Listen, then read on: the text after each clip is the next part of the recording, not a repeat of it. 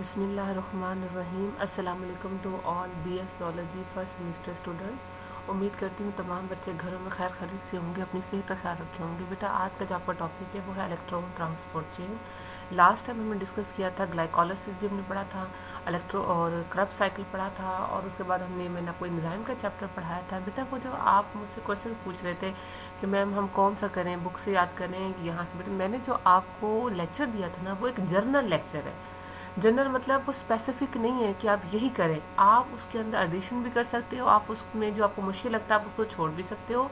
वो बिल्कुल हतमी नहीं है, आप अपनी बुक से भी कंसर्न कर सकते हो। मेरा लेक्चर जनरल है, तमाम ग्रुप के बच्चों को दिया जा रहा है, क्योंकि बॉटनी के भी बच्चे लेक्चर ले रहे हैं और जोलॉजी के भी लेक्चर ले रहे हैं, तो उन सब के लिए लेक्चर एक ही कंसिडर किया जा रहा है। ठीक है, तो जो प्रॉब्लम अगर होती है तो फिर आप क्वेश्चन लिख लें, क्लास में डिस्कस कर लेंगे। ठीक है बेटा। हाँ जी, ATP as accounting so for glycolysis में आपको पता है नेट ATP की प्रोडक्शन 2 है, क्रब साइकिल में भी नेट ATP की प्रोडक्शन 2 है, और life takes a lot of energy to run, need to extract more energy than 4 ATP। So आपको पता है हमें बहुत से आपकी बॉडी के अंदर ATP की डिमांड ज़्यादा है, तो हमें उसके लिए there is a got to be a better way, what is the point. आपके माइंड में क्वेश्चन आना चाहिए कि जब इतनी एनर्जी कैसे प्रोडक्शन होगी, कि हमें जो एनर्जी है वो ADP और इनऑर्गेनिक फास्फेट जब आपस में मिलते हैं तो ATP बनती है। और एनर्जी हमें आपको पता है कि सेलुलर वर्क के लिए भी एनर्जी जो है वो रिलीज़ होती है, और कैटाबॉलिज्म में एनर्जी वो देखें ऐड कर रहा है, तो वर्किंग मसल रिसाइकल, तो एनर्जी की डिमांड हमारे पास बहुत ज़्यादा है। Electron transport chain a series of molecule built into the inner mitochondrial membrane. अब इससे पहले ना आपको पूरा का पूरा इलेक्ट्रॉन ट्रांसपोर्ट चेन से पहले आपको माइटोकॉन्ड्रिया का स्ट्रक्चर पता होना चाहिए। आपको पता है माइटोकॉन्ड्रिया की आउटर माइटोकॉन्ड्रियल मेम्ब्रेन होती है, इनर माइटोकॉन्ड्रियल मेम्ब्रेन होती है, फिर स्पेस होती है, इनर माइटोकॉन्ड्रियल स्पेस कहा जाता है, फिर उसमें इनफोल्डिंग होती है।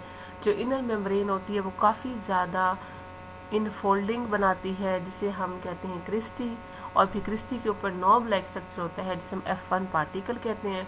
फिर उसके अंदर माइटोकॉन्ड्रियल मैट्रिक्स होता है जिसमें एंजाइम को एंजाइम पाए जाते हैं, वो और ऑर्गेनिक एसिड इनऑर्गेनिक एसिड पाए जाते हैं। तो यहाँ पे जो क्रब साइकिल का जो फिनोमिना होता है वो matrix of electron matrix of mitochondria है। लेकिन जो आपके पास इलेक्ट्रॉन ट्रांसपोर्ट चेन का फिनोमिना है, ये जो क्रिस्टी है जिसे मैंने कहा जो इनफोल्डिंग होती है वहाँ हो रहा होता है। क्रिस्टी F1 पार्टिकल्स है ना, वहाँ पे ये फिनोमिना हो रहा था इलेक्ट्रॉन ट्रांसपोर्ट चेन का। So series of molecule built into inner mitochondrial membrane along cristae transport protein and enzyme transport of electron down electron transport chain linked to pumping of hydrogen ion to create hydrogen ion gradient or which yield about 34 ATP from one glucose। अब यहाँ पे आपने 34 ATP बता रहा है, लेकिन दो और ऐड किए जाते हैं तो टोटल बनते हैं 36 ATP from one glucose molecule in eukaryotes, और प्रोकैरियोट्स के अंदर वन ग्लूकोज के मॉलिक्यूल से 38 ATP बनते हैं। Only in presence of oxygen, that is aerobic respiration. ये कौन सा रेस्पिरेशन है? Aerobic respiration.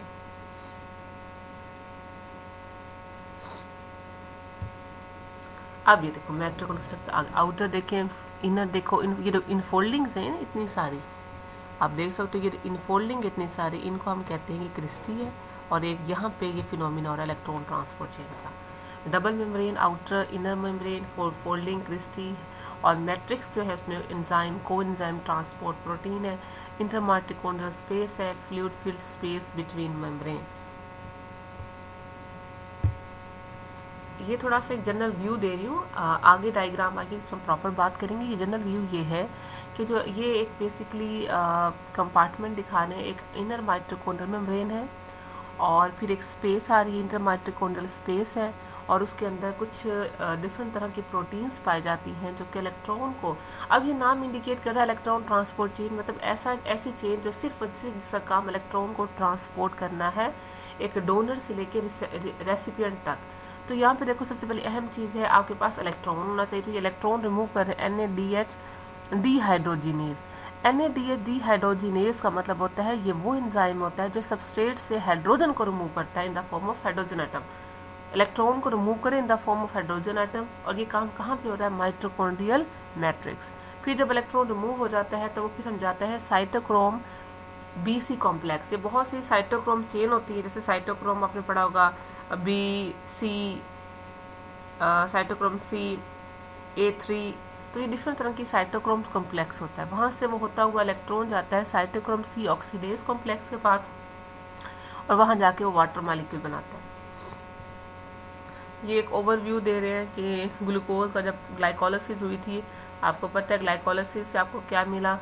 ग्लाइकोलिसिस से आपके पास ट्राइओ फास्फेट डिहाइड्रोजिनेज और ये आपके पास 1,3-बाइफॉस्फोग्लिसरेट अल्टीमेट प्रोडक्ट बना था आपके पास, वो बना था पायरीवेट। फिर वही पायरीवेट जो है वो इधर क्रब साइकिल में जाता है, यहाँ पे ऑक्सीडेशन ऑफ पायरीवेट हो रही है। इसमें से पायरीवेट जो होता है वो 3 कार्बन से इसको 2 कार्बन में कन्वर्ट किया जा रहा है, जिसमें से 3 कार्बन है ना पायरीवेट, जिसमें से 2 कार्बन एक कार्बन निकाला गया, जिससे 2 कार्बन बच गए। तो 2 कंपाउंड एसिटाइल कोएंजाइम एंड किया गया और NADH की ऑक्सीडेशन को रिड्यूस किया गया, जिससे ये देखिए कंपाउंड बना और साथ ही साथ आपके पास एसिटाइल कोएंजाइम बना, जो कि बाद में यहाँ पे सिट्रेट, आइसोसिट्रेट और पूरा प्रोडक्शन होती है क्रब साइकिल की। अब क्रब साइकिल के बाद नेक्स्ट जो प्रोसेस है that is electron transport chain. अब दोबारा वही चीज़ दिखा रहा है। दोबारा देखो कि सबसे पहले अपने इलेक्ट्रॉन को रिमूव करना है। इलेक्ट्रॉन को रिमूव करने के लिए आपके पास यहाँ पे NADH डिहाइड्रोजिनेज एंजाइम हो। ये एंजाइम पहले से मौजूद होता है माइटोकॉन्ड्रियल मैट्रिक्स के अंदर, जिसका काम क्या होता है कि NADH की ऑक्सीडेशन करना, NAD पॉजिटिव को यूज़ करना एज अ कोएंजाइम। कोएंजाइम वो होता है जो ट्रांसफर करता है इलेक्ट्रॉन को from one enzyme to another enzyme and catalyse करता है केमिकल रिएक्शन को। ये आपके पास हाइड्रोजन है इन द फॉर्म ऑफ, आगे hydrogen atom in the form of electron. ये देखिए इलेक्ट्रॉन है, अब आप देख सकते हैं ये देखिए इलेक्ट्रॉन है, ये देखो hydrogen in the form of electron. Now this electron they transfer to the another process that is a coenzyme. Coenzyme जो कि पहले से माइटोकॉन्ड्रियल मैट्रिक्स में मौजूद है, कोएंजाइम के पास जाता है और कोएंजाइम के पास होता है वो, जब कोएंजाइम के पास जाता है तो अगेन इलेक्ट्रॉन की शॉर्टेज होती है, तो FADH जो होता है वो उसको हम क्या करते हैं ऑक्सीडाइज करते हैं और FADH2 बनाते हैं। फिर यहाँ से इलेक्ट्रॉन जाता है साइटोक्रोम BC कॉम्प्लेक्स के बाद साइटोक्रोम फिर यहाँ से जब एंड जो रेसिपिएंट के पास पहुँचता तो ये 2 इलेक्ट्रॉन जो पीछे से आ रहे थे, हाफ ऑक्सीजन आपने दी और वाटर मॉलिक्यूल बन गया। तो ये है इस तरह से इलेक्ट्रॉन ट्रांसपोर्ट चीज फ्लो करता है। Electron flow up down, flow downhill. क्यों electron high reducing potential to the low. अब आप देखो ये देखो यहाँ पे देखें, यहाँ से इलेक्ट्रॉन मूव होता है और ये एंड तक जाता है। क्यों? उसी वजह ये इलेक्ट्रॉन मूव करता है step by step because of the carrier down to hill to oxygen. Each carrier जो होता है more electronegative control oxidation and control release of energy. जिस तरह आप देखो स्टेयर्स हैं, इलेक्ट्रॉन जंप कर रहा है high reducing potential to the low reducing potential. Electron हर प्रोसेस जब इलेक्ट्रॉन हाई से लो की तरफ जाता है तो यहाँ पे energy for synthesis of ATP बनाई जाती है। That is the electron transport chain from the high reducing potential to the low reducing potential. जैसे देखो यहाँ से इलेक्ट्रॉन यहाँ NADH की ऑक्सीडेशन की, इलेक्ट्रॉन रिमूवर यहाँ पे फ्लेवल मोनोन्यूक्लियोटाइड के पास गया, that is a covalently bonded with the iron sulphur protein. Then coenzyme के पास गया, यहाँ पे इलेक्ट्रॉन की शॉर्टेज हुई, अगेन FADH2 है, ये अगेन ऑक्सीडाइज होता है और ये इलेक्ट्रॉन को देता है। फिर इलेक्ट्रॉन यहाँ से साइटोक्रोम B के पास, आयरन सल्फर प्रोटीन के पास, cytochrome C1, cytochrome C, cytochrome A और साइटोक्रोम A3। जब इतनी कॉम्प्लेक्स के पास इलेक्ट्रॉन को ट्रांसफर किया जाता है बिकॉज ये तमाम तरह की प्रोटीन पहले से मौजूद होती है माइटोकॉन्ड्रिया के अंदर, तो इलेक्ट्रॉन इन तमाम तरह के कैरियर प्रोटीन को क्रॉस करता है और कैरियर प्रोटीन को क्रॉस करने के बाद लास्ट में देखो ये पहुँचते इसमें आपके पास वो 2 इलेक्ट्रॉन जो आपने साइटोक्रोम से गुजारा था, 2 इलेक्ट्रॉन आ गए। इलेक्ट्रॉन हमेशा पेयर की फॉर्म में जाएंगे और साथ आपके पास हाफ ऑक्सीजन और आपके पास क्या निकलेगा वाटर मॉलिक्यूल। अब ये आगे हम पढ़ते हैं कि जो जितनी भी प्रोटीन्स हैं जैसे साइटोक्रोम, जो सारी आयरन कंटेनिंग प्रोटीन है और आपको पता है आयरन जो है यहाँ पे जो है ऑक्सीडाइज भी होता है, रिड्यूस भी होता है। तो यानी कि यहाँ पे गिव एंड टेक का फिनोमिना, एक ने इलेक्ट्रॉन लिया, दूसरे ने उसको फिर आगे जाके, एक ने ले लिया, दूसरे ने जब लेने के बाद आगे डोनेट कर दिया, तो जिसने लिया वो आगे डोनेट करेगा, एक लेगा। तो यहाँ पे ना इलेक्ट्रॉन की लेन देन होगी, मतलब एक को डोनेट किया, एक को दिया, दूसरे से लिया, फिर जिसको दिया था उससे लिया और पहले वाले को दूसरे वाले को दिया। तो यहाँ पे इलेक्ट्रॉन को हम गिव एंड टेक का फिनोमिना था, उसको देते भी हैं उससे लेते भी हैं इलेक्ट्रॉन, ताकि ऑक्सीडेशन रिडक्शन भी हो सके और इलेक्ट्रॉन को ट्रांसफ़र किया जाता है आखिरी एक्सेप्टर के पास ताकि ऑक्सीजन वाटर मॉलिक्यूल बन सके। ये प्रोटॉन मोटिव फोर्स है कि जब इलेक्ट्रॉन ट्रांसपोर्ट चेन का फिनोमिना होता है तो साथ ही साथ आप कह सकते हो कीमोऑस्मोसिस का भी प्रोसेस स्टार्ट होता है। अगर फ़ौरन से रिएक्शन के अंदर इलेक्ट्रॉन की डेफिशिएंसी हो जाए तो फ़ौरन से नेचर क्या करता है कि प्रोटॉन पंप को along the concentration gradient move करता है with the help of proton motive force की मदद से, तो जिससे क्या होता है कि ATP जनरेट हो जाती है, एक्सटेंड फौरन से ही जनरेट होती है. Setup as a hydrogen gradient allow the proton to flow through ATP synthetase. अब ATP सिंथेसाइज क्या करती है, ADP plus inorganic phosphate that is ATP. Electron transport chain की अब थोड़ी सी अब यहाँ पे डिटेल आ रही है, देख सुनिए. Electron transport chain is a couple a chemical reaction. अब now the question is that couple mean कि एक ही वक्त में दो काम हो रहे हैं. कौन से? एक तो इलेक्ट्रॉन ट्रांसपोर्ट चेन हो रहा है, दूसरा होता है कीमोऑस्मोसिस. दोनों प्रोसेस एक वक्त में हो रहे हैं between electron donor and electron acceptor to the transfer of hydrogen ion across the membrane through a set of mediating biochemical reaction. These hydrogen ions are used to produce ATP. Electron transport chain used for extracting energy from sunlight, photosynthesis and from redox reaction such as oxidation of sugar, respiration. अब सब plants है तो plants में photosynthesis जो process है इसे हम कहते हैं फोटो रेस्पिरेशन, तो वो होगा. और जबकि एनिमल के अंदर रिडॉक्स रिएक्शन हो रहा है कि एक ही वक्त में ऑक्सीडेशन और reduction, that is a redox reaction because इनके अंदर जो एनिमल्स हैं उनके एक ही टाइम के अंदर ऑक्सीडेशन और रिडक्शन हो रही है. ये देखेंगे एक प्रोसेस है जो आपको इंडिकेट कर रहा है कि सबसे पहले ये सेल था, साइटोप्लाज्म था, साइटोसोल था, वहाँ से ग्लाइकोलिसिस हुई और ग्लाइकोलिसिस से हमने सबसे पहले क्या बनाया, पायरीवेट. पायरीवेट की हमने ऑक्सीडेशन की, क्रब साइकिल में गया, ठीक है. और फिर वहाँ से ये जो इलेक्ट्रॉन कैरियर NADH2 जो कि क्रब साइकिल ग्लाइकोलिसिस से बनता है, फिर DH2 उसको हमने इलेक्ट्रॉन ट्रांसपोर्ट चेन और ऑक्सीडेटिव फास्फोराइलेशन को दिया और ATP बना दिया. तो ये देखिए सेलुलर रेस्पिरेशन, एरोबिक रेस्पिरेशन है, दैट इज देखिए यहाँ पे सेल के साइटोप्लाज्म में हो रहा है, फिर माइटोकॉन्ड्रिया में हो रहा है और अल्टीमेट प्रोडक्ट क्या है, ATP, that is oxidative phosphorylation.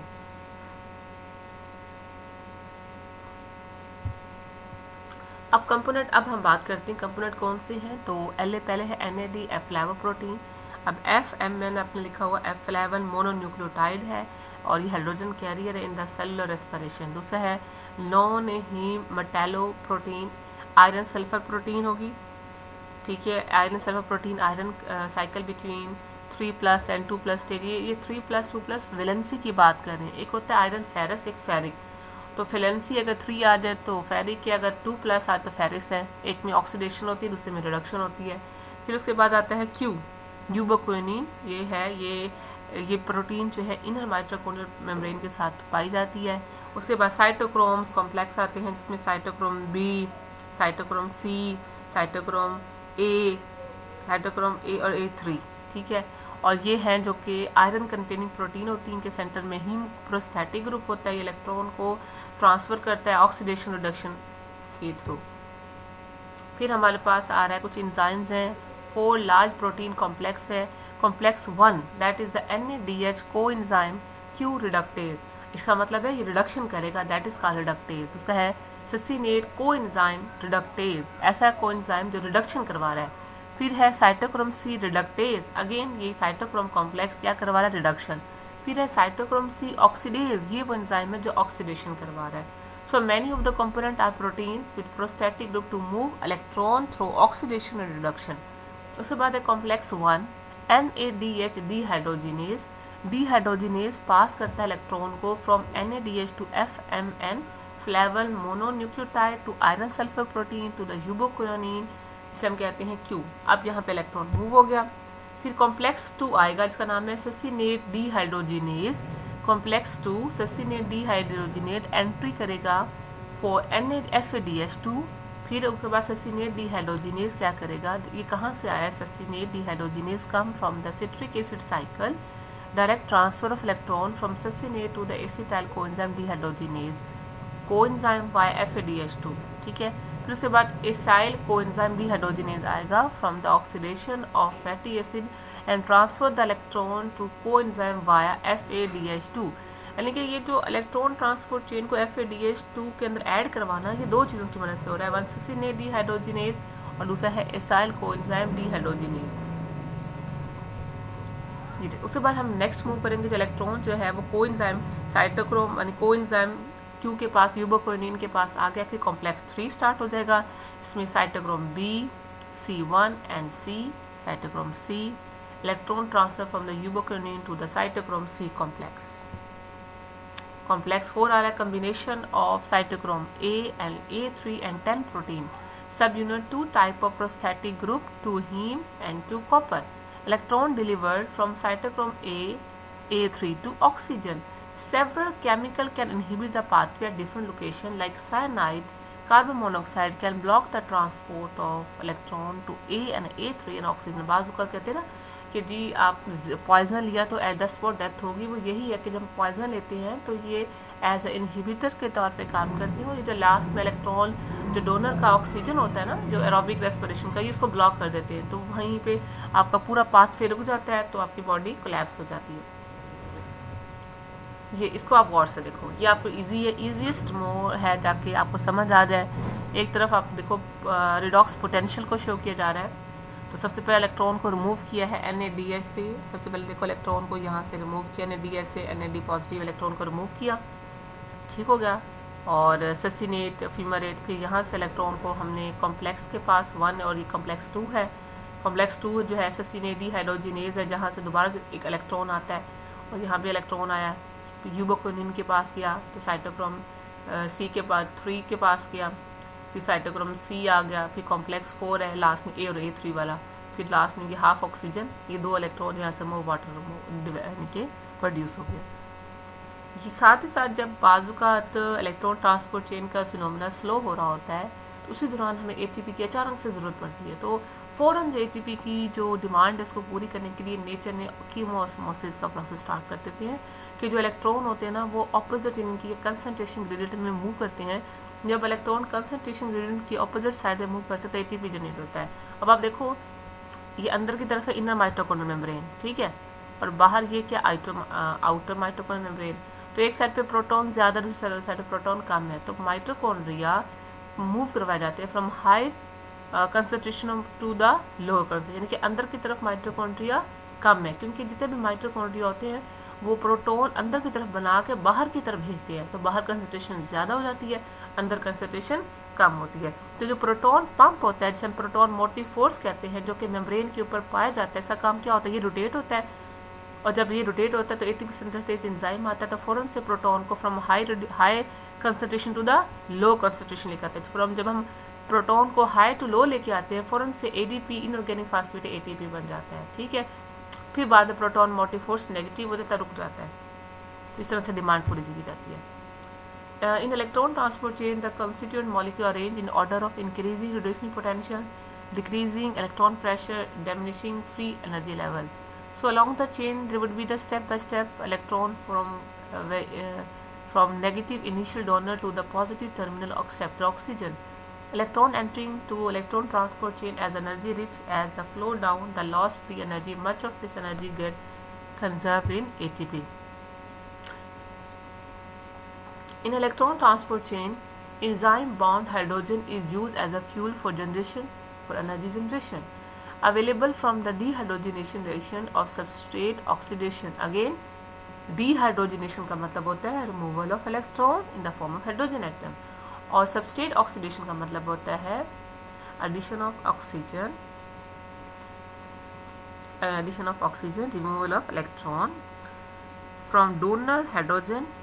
Donating substrate hydrogen atom are collected by dehydrogenase and supplied to electron transport chain through NAD/FAD as a coenzyme. They are served as acceptor, carrier and donor of hydrogen. Their hydrogen atoms soon donate their electrons to electron transport chain.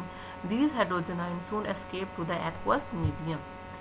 अब ये कह रहे हैं कि NAD link होते हैं dehydrogenase के साथ, जो कि रिमूव करते हैं 2 हाइड्रोजन एटम को from the substrate. One transferred to the as a hydride ion and one appeared in the medium as a hydrogen ion. Reduce substrate NAD and oxidize किया substrate को तो NADH और hydrogen ion बना. FAD link dehydrogenase remove 2 hydrogen atom from substrate. In most cases both of them will accepted by FAD yielding FADH2. Reduce करते हैं भी substrate को, FAD oxidize किया, देखो जब रिड्यूस किया तो FAD पॉजिटिव और जब ऑक्सीडाइज किया तो FADH2, ठीक हो गया। From the coenzyme channel electron are funneled to molecular oxygen through a chain of electron carrier.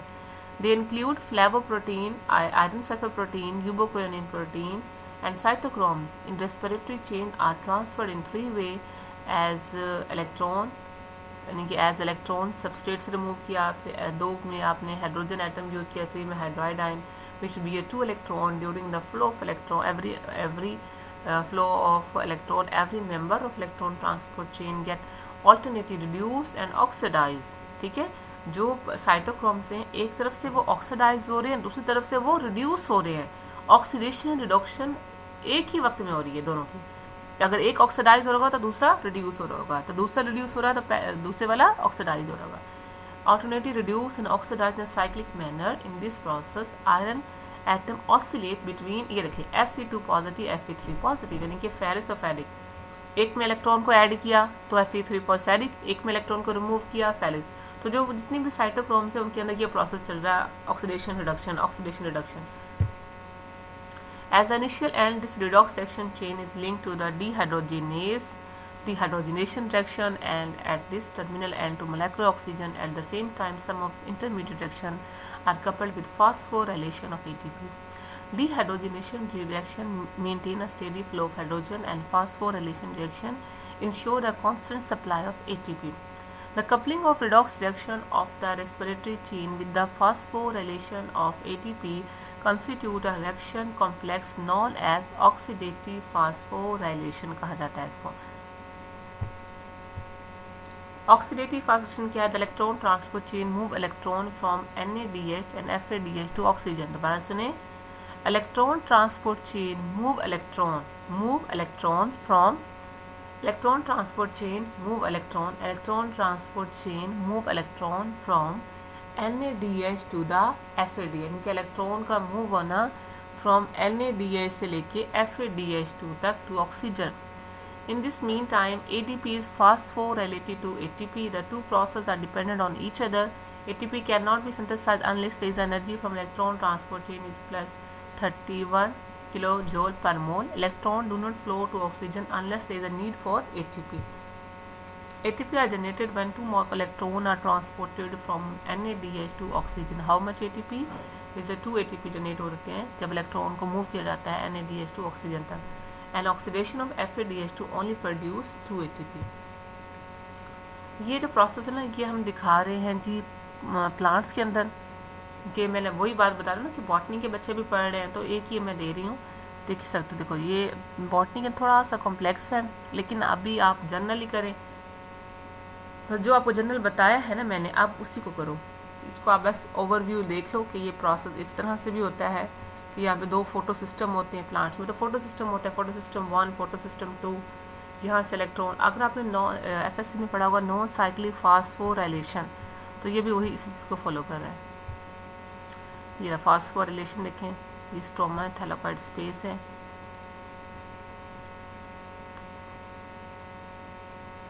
किस तरह से इलेक्ट्रॉन मूव हो रहे हैं, ATP यहाँ बन रही है, ATP सिंथेसिस.